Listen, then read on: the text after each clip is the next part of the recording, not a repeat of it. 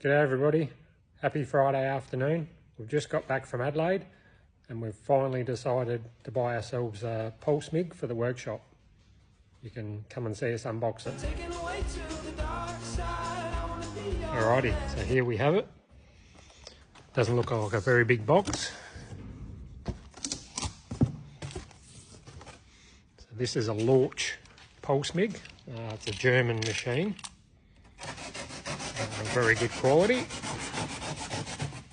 just shy of 10,000. We have hired these machines a couple of times and very, very good.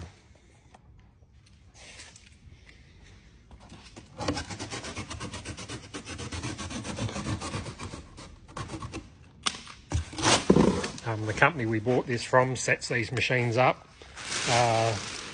purposely for what you're going to do with them, and we're going to be running Ali on this most of the time. Get the plastic off.